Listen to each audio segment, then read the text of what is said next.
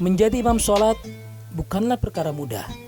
Butuh syarat yang harus dipenuhi dan ilmu yang mesti dikuasai untuk memimpin sholat berjamaah. Belum lagi faktor lain, seperti memiliki mental kuat agar saat menjadi imam tidak gugup dan terjaga keikhlasannya. Bismillahirrahmanirrahim. Assalamualaikum warahmatullahi wabarakatuh.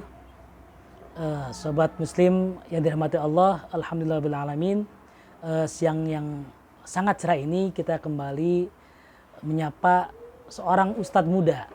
Nah, insya Allah ini obrolan kita yang ringan nanti ini akan memberikan inspirasi bagi kita tentang bagaimana perjalanan beliau meniti karir atau berkontribusi untuk menjadi seorang imam di beberapa masjid yang ada di Jakarta dan sekitarnya. Baik, sobat muslim sekalian, kita langsung saja bertemu dengan Ustadz Abdul Aziz. Ya. Assalamualaikum Ustadz. Waalaikumsalam warahmatullahi wabarakatuh. Ya, saya Imam Ustadz dari Muslim Obsession. Ya, seperti yang sudah kita obrolkan tadi bahwa kita kali ini ingin mengulik lah, paling tidak mengetahui bagaimana kehidupan sehari seorang imam masjid nih, Ustadz. Nah, itu jadi kan masyarakat kita di di tanah air ini ingin tahu nih behind the scene lah kira-kira orang-orang yang berkontribusi besar terhadap proses kegiatan di masjid, terutama masjid ini seperti apa. Nah, mungkin pada kali ini kita ingin mengenal Ustadz lebih jauh lagi, bagaimana Ustadz berkontribusi jadi seorang imam masjid, bagaimana mengambil pendidikan dulunya, dan kira-kira hal yang ringan lainnya Ustadz. Apakah jadi seorang imam masjid itu jadi cita-cita dari kecil Ustadz? Masya Allah. Kalau orang punya cita-cita jadi imam masjid kok kayaknya nggak ada gitu ya. Tapi apakah ini jadi cita Ustadz dari kecil atau bagaimana nih Ustadz? Masya Allah. Jazakumullah khair. Bismillahirrahmanirrahim. Assalamualaikum warahmatullahi wabarakatuh. Warahmatullahi wabarakatuh. Alhamdulillah wassalatu wassalamu ala Rasulillah wa ala alihi wa sahbihi wa mawala la haula wa la quwata illa billah ma ba'd. Ya, terkait imam masjid ini merupakan perkara yang sangat mulia menurut saya. Kita itu menjadi pemimpin di saat orang lain ingin menghadap Allah Subhanahu wa taala lewat sholatnya gitu. Dan di situ memang kita merasakan kebahagiaan yang luar biasa. Kenapa? Ya karena ketika kita menghadap Allah Subhanahu wa taala bukan hanya sendirian, tetapi kita membawa orang lain yang berada di belakang kita. Terasa hati ini seakan-akan meleleh menghadap Allah Subhanahu wa taala. Tetapi kita menghadap Allah itu bukan hanya diri sendiri, tetapi ya kita bawa orang lain lah untuk menghadap Allah Subhanahu wa taala. Makanya banyak juga yang mengatakan bahwa imam masjid itu membawa banyak orang itu menuju surganya Allah Subhanahu wa taala. Terkadang banyak orang yang ingin membawa kita ke perkara-perkara duniawi, ya, sukses dalam perkara duniawi. Tapi seorang imam masjid merupakan pekerjaan atau profesi gitu ya Pak ya, yang sangat mulia sekali di hadapan Allah Subhanahu wa taala. Nah, oleh karena itu cita-cita menjadi imam masjid tentunya memang tidak ada yang saya bayangkan ketika nggak terlintas dari tidak dulu, terlintas ya? sama sekali ketika masih kecil gitu ya Pak ya. Bahkan waktu kecil saya ingin menjadi ABRI. Oh, tentara ya? Iya, tentara. Jadi dulu sering buat tembakan tuh dari pisang tuh. Kedebong pisang. Ya, kedebong pisang itu. Wah, seneng gitu ya main tembak-tembakan itu. Ya, qadarullah wa masya'afal, Allah Subhanahu wa taala yang menentukan aktivitas kita di masa depan. Tetapi ya disitulah hikmah di balik Allah Subhanahu wa taala memberikan kita pekerjaan atau profesi gitu ya, yang menjadikan hati kita ini lebih tenang, lebih tentram, lebih nyaman yang menghadap Allah Subhanahu wa taala insyaallah. Ustaz, mulai terbuka keinginan menjadi seorang masjid itu sejak kapan, Ustaz? Kan dari kecil kan tidak ya? Nah, itu gimana sih? Ya. Jadi mulai pertama kali saya ingin tentunya sebelum menjadi imam masjid ingin ngafal Quran dulu gitu ya Pak ya. Oh iya, tahapannya itu sebelum jadi imam masjid menghafal Quran dulu. Betul. Baik. Jadi ketika menjadi imam masjid kan tentu ayat-ayat yang ingin dibaca atau dilantutkan tentunya di hadapan Allah Subhanahu wa taala ya jangan sampai hanya surat-surat itu saja gitu. Jadi Oke, ketika SMP memang saya itu sudah mempunyai bakat mudah sekali menghafal gitu. Bahkan ada salah satu guru saya itu, ini Abdul Aziz cepet banget ngafalnya gitu kan. Terus berlanjut di SMA gitu ya. Afan, itu menghafal apapun, tidak cuma menghafal Quran tapi Betul. pelajaran-pelajaran yang Iya, lain juga. betul. Oke. Nah, waktu SMP itu kan ada pelajaran Al-Quran hadis tuh, ya Iya. Pak ya. Nah, jadi di pelajaran itu kita diminta untuk menghafal dulu sebelum kita belajar Al-Quran. Nah, dari sekian banyak siswa itu memang saya tuh yang tercepat gitu. Iya. Dan sering dibuat apa namanya semacam perlombaan mungkin ya Pak ya. Waktu di SMA juga sama. Jadi yang hafalnya lebih cepat itu pulang duluan lah gitu ya bahasanya, pulang duluan. Jadi ya dari situlah kata saya kok mudah sekali gitu ngafal Al-Quran gitu kan ya Pak ya. Kemudian ketika saya mengetahui potensi saya, pernah saya membaca buku bahwa banyak orang yang hafal Quran 30 juz itu saya merasa aneh gitu ya Pak. Saya merasa aneh. Al-Quran bisa dihafal, ini setebal ini kok bisa dihafal gitu ya Pak. Saya tuh ngerasa nggak mungkin gitu kan ya. Nah, tapi ya seiring berjalannya waktu saya mulai menghafal gitu, mulai dari juz ke-30 gitu ya Pak ya. Jadi setelah saya lulus SMP itu, saya tidak punya biaya untuk meneruskan sekolah. Gitu. Oh, jadi SMP itu belum proses menghafal Quran belum proses ya? menghafal Quran. Oke, baik. Belum proses menghafal Quran. Ya setelah lulus SMP, ketika ingin melanjutkan ke SMA, qadarullah wa masya fa'al, kondisi ekonomi tidak memungkinkan gitu, sehingga saya harus nunda 1 tahun ketika itu. Gitu. Nah, tidak bisa melanjutkan sekolah, tapi saya tetap ngaji di lokasi rumah gitu. Setiap malam Ahad itu Pak. Jadi ada pelajaran tahfidz Quran gitu dari guru saya. Jadi setoran setiap malam Ahad itu. Dari situlah saya sudah mulai hafal 1 juz di saat teman-teman yang lain tidak hafal, belum hafal sampai 1 juz. Juz ke 30 dari belakang. Dari belakang, iya. Dari surah An-Naba. Kok cepet gitu dan senang juga guru saya melihat perkembangan saya. Nah, setelah itu barulah kata guru saya, Aziz mau pesantren atau mau kerja katanya. Ya, dengan lugunya saya langsung mengatakan karena memang kondisi ekonomi sangat di bawah gitu ya. Saya bilang saya mau dua-duanya Bi. Mau pesantren juga, mau kerja juga gitu kan. Nah, tapi kata guru saya, Aziz pesantren dulu ya, katanya gitu. Pesantren alhamdulillah Pak. Jadi gratis, jadi kita di situ mulai menghafal Quran tuh di usia SMA saya. Dan dari sekian banyak santri, hanya saya yang diberikan buku 9 cara praktis menghafal Quran. Masyaallah. Sama kiai saya itu. Di mana pesantrennya? Di Nagrak. Nagrak. Iya, Nama pondok pesantrennya? Pesantren Modern Darul Bir. Darul Bir. Darul Bir, iya. Nagrak Bekasi ya? Nagrak masuk Bogor. Masuk Bogor? Iya, Oke, masuk baik. Bogor. Nah, dari situ saya mulai mikir lagi, kok hanya saya ya yang dikasih buku ini. Dan itu saya pastikan ke teman-teman yang lain tuh tidak ada yang dikasih buku itu. Jadi, mungkin ini kali ya Allah Subhanahu wa taala, jalan Allah Subhanahu wa taala yang menggiring saya sampai detik ini di pesantren ini. Nah, dari situ mulai ya, kemudian di tarawih pun saya baru hafal 2 juz waktu itu karena sudah bawa hafalan 1 juz sebelum masuk pesantren, hafal 2 juz. Sudah saya mulai dikirim, padahal saya masih SMA, masih kelas 1. Kelas 1. Sudah mulai dikirim untuk jadi imam Nah, ke Legenda Wisata. Oh, gitu.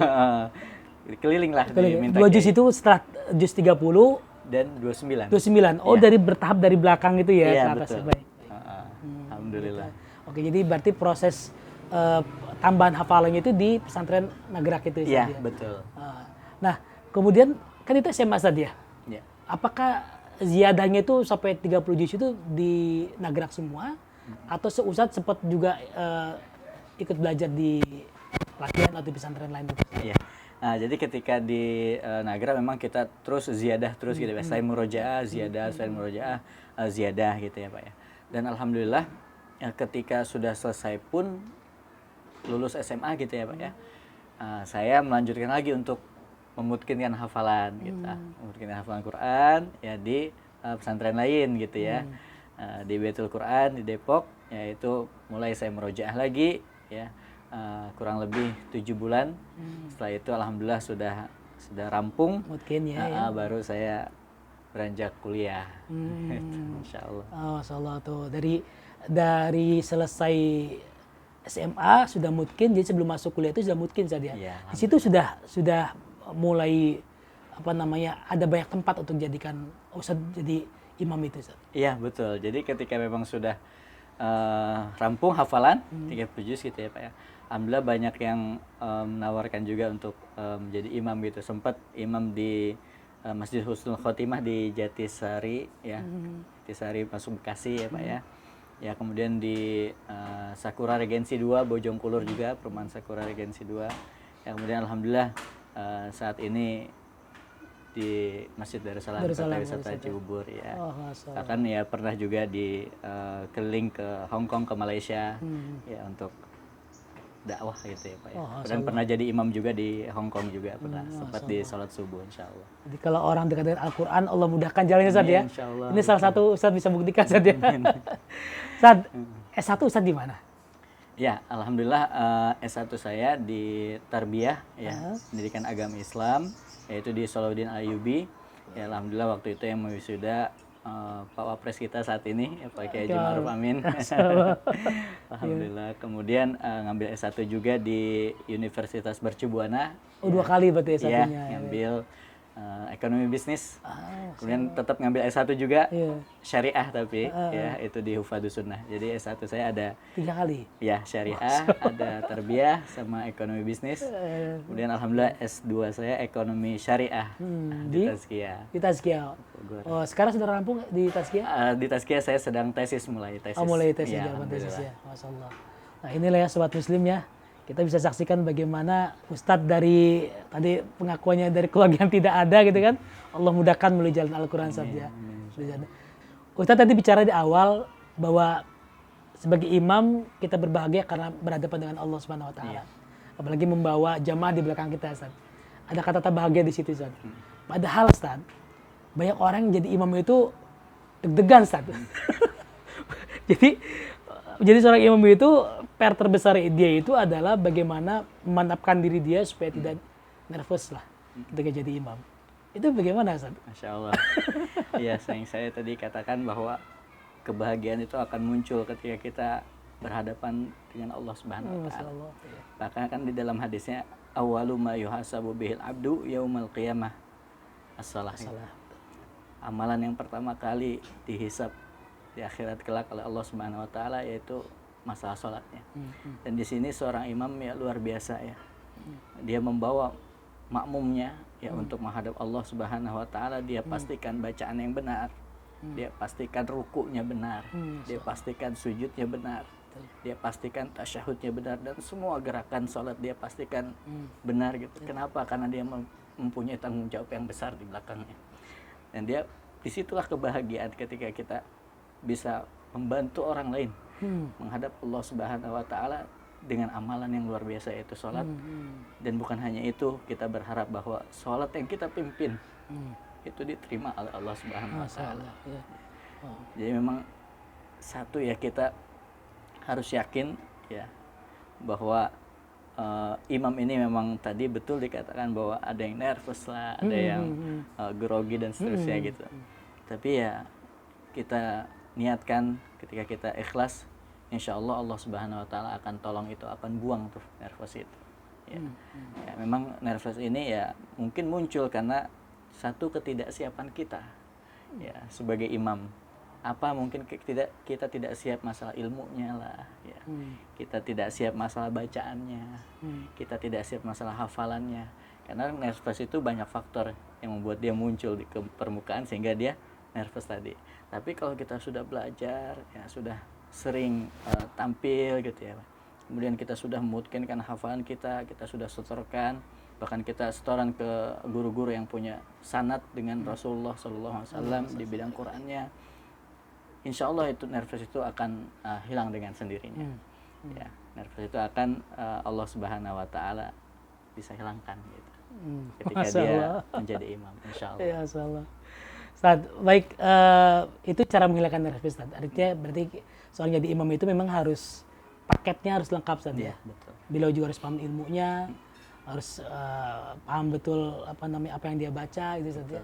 Kemudian punya motivasi kuat untuk bawa jamaah itu berhadapan dengan Allah Subhanahu wa taala. Iya. Itu saja paling Betul. itu ya. Iya. Nah, Ustaz, sekarang kan tidak semua imam ya, terutama imam-imam yang mungkin di musala-musala kecil gitu ya. Kan tidak semua mereka itu adalah seorang penghafal Quran, Ustaz. Iya. Ya kan? Yang punya keterbatasan hafalan gitu, Ustaz. Nah, biasanya untuk menjadi imam di level-level seperti itu supaya mereka juga tidak nervous ketika jadi imam, kira-kira pilihan bacaan ayat itu ayat yang panjang dulu kah atau cukup yang singkat-singkat saja atau surat-surat pendek, Ustaz? Mungkin tipsnya bagaimana itu, Ustaz? Iya. Jadi memang kita mempunyai sekitar 600-an ribu ya masjid atau musola di Indonesia itu datanya. Ya, saya baca Ya, 800 lebih, 800 malah 800 ribu lebih Iya, ya, Pak. betul. Ya, ada yang masjid besar, Ya, betul. Ada yang kecil, ada yang ya. sedang, dan Betul, seterusnya gitu betul. ya, Pak ya. Nah, jadi ketika kita menghadapi musola yang kecil misalkan gitu ya, mohon maaf, masjid yang sedang atau seterusnya gitu ya, Pak ya. Tentu seorang imam ini ya kata Allah Subhanahu wa taala faqra'u ma tayassara minal Qur'an, maka bacalah mudah ya. yang paling mudah Masya dari Allah. Al-Qur'an. Ketika dia hafal ini ya sudah baca. Iya, iya, iya. Ketika dia hafal itu ya sudah baca itu. Ya jangan dia malah memaksakan sehingga nanti akan mengganggu jamaah lain ketika dia lupa misalkan gitu ya. Ketika dia tidak terbiasa dengan ayat itu gitu ya. Karena memang ada kejadiannya gitu ya, Pak ya. Jadi ada di suatu tempat gitu ya, Pak ya. Ketika itu Ramadan, nah kemudian kan biasanya kalau Ramadan itu sudah terjadwal tuh ya. Iya, Sudah iya. terjadwal ini hari ini siapa Iya, betul, ya. betul. Ini siapa gitu Betul, kan, hari betul. selanjutnya siapa.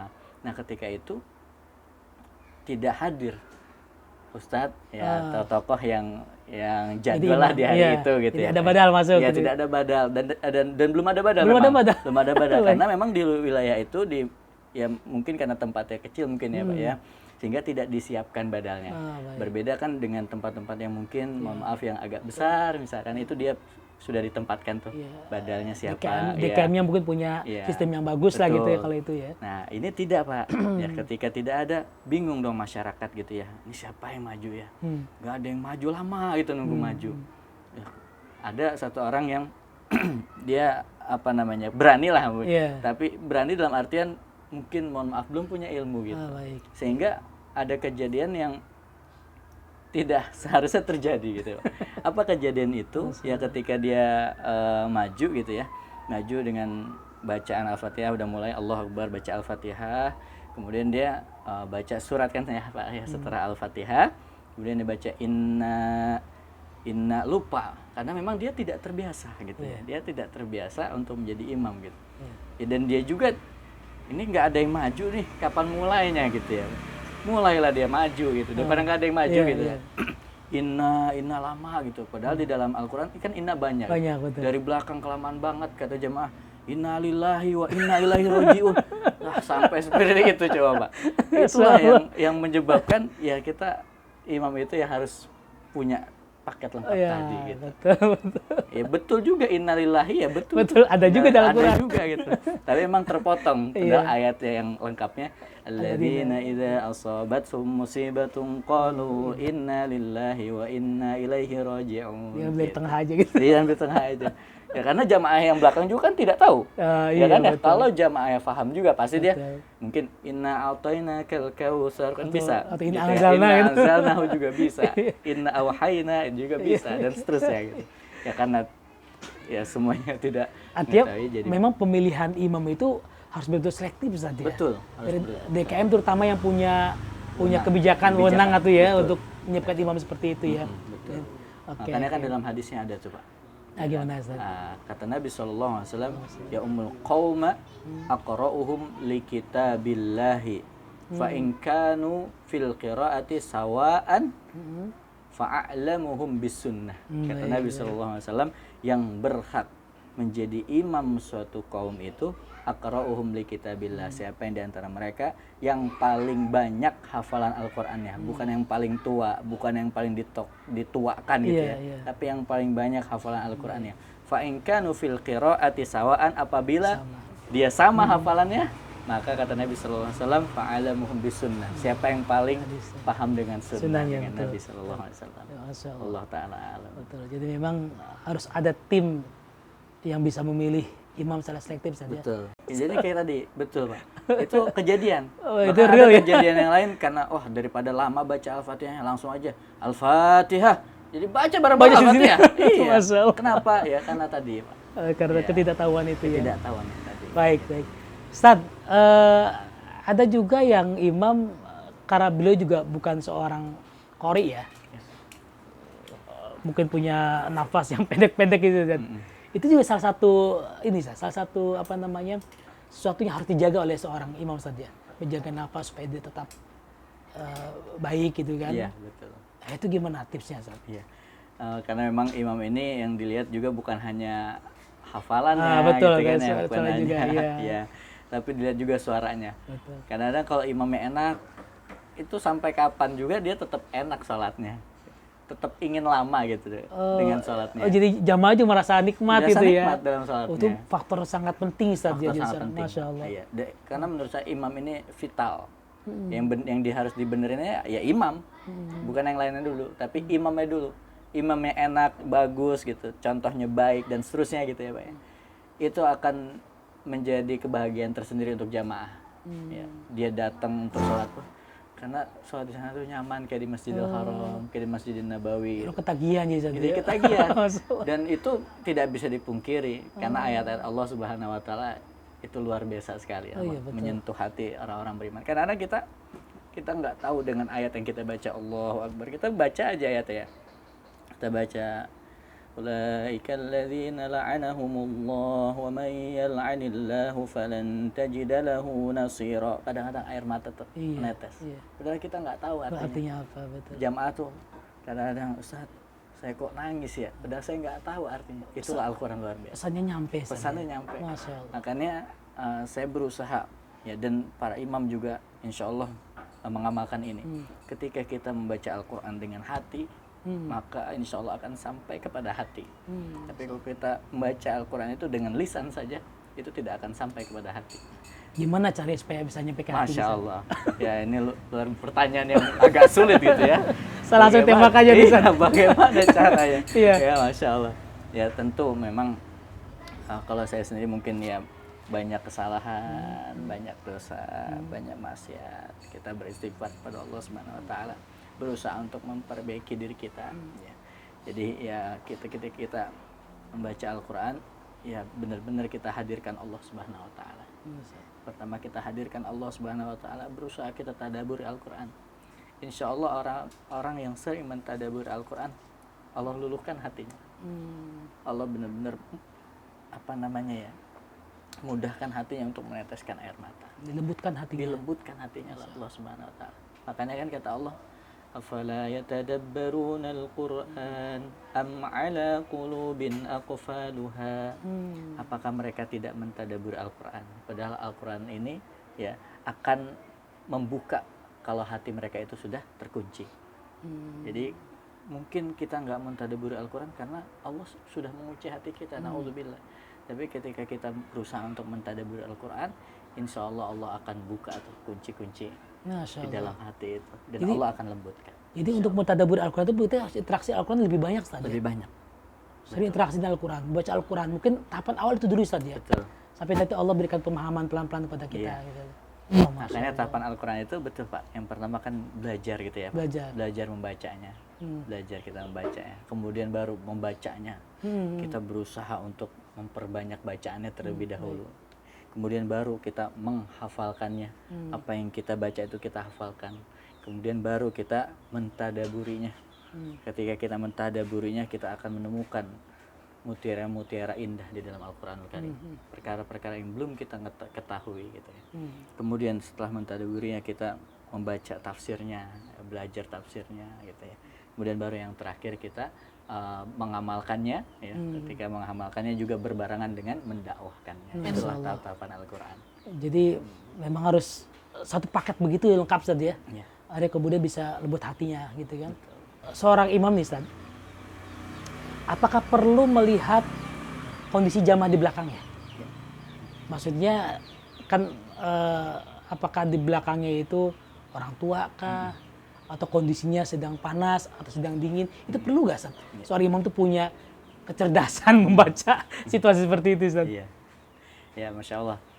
Jadi seorang imam ini tidak boleh memiliki sifat egois. Walaupun dia mempunyai hafalan yang banyak, suara yang indah dan seterusnya gitu ya. Dan Nabi pun memberikan contoh kepada kita ketika di belakang ada yang anak kecil misalkan, atau ada yang tua gitu ya. Maka seorang imam harus bijak. Dia tidak boleh memanjangkan bacaannya ketika di belakang banyak orang tua, banyak anak kecil, bahkan banyak juga pekerja kan. Kadang-kadang sholat zuhur misalkan, ya itu nggak usah dipanjang-panjangin. Ya.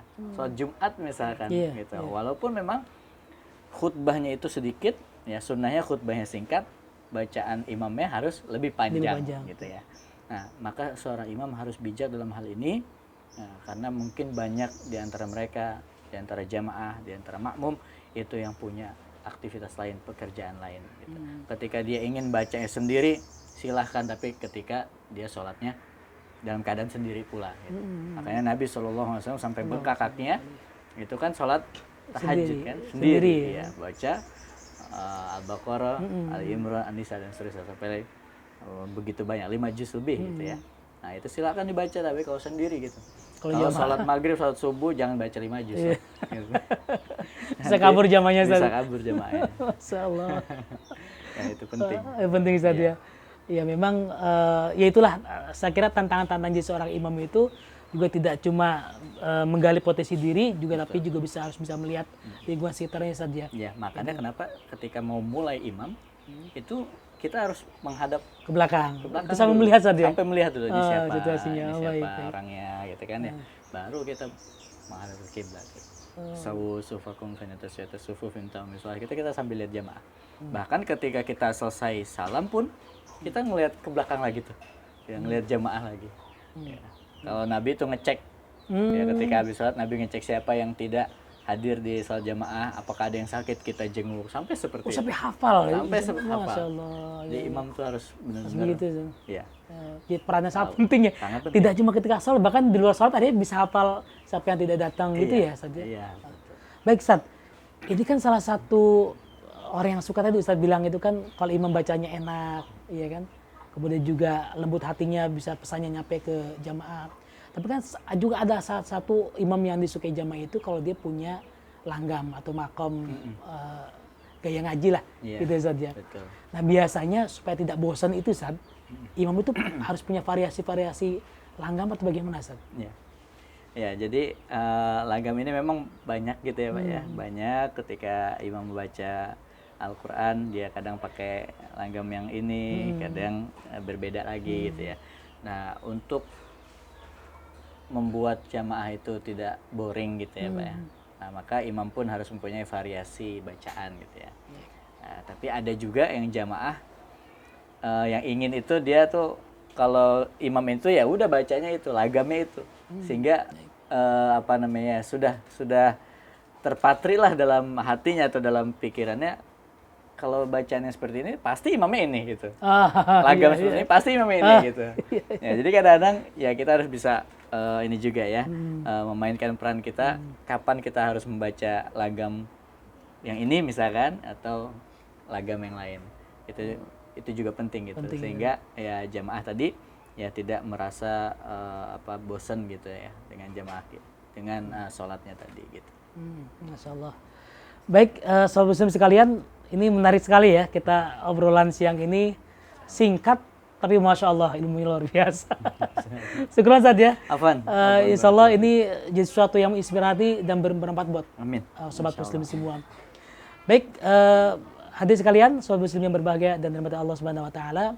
Kita cukupkan pembincangan kita dengan Ustaz Abdul Aziz. Insya Allah pada kesempatan lain kita akan berbincang kembali dengan sosok imam masjid yang menginspirasi kita lainnya. Terima kasih Ustaz. Jazakallah khairan katsiran. Assalamualaikum warahmatullahi wabarakatuh.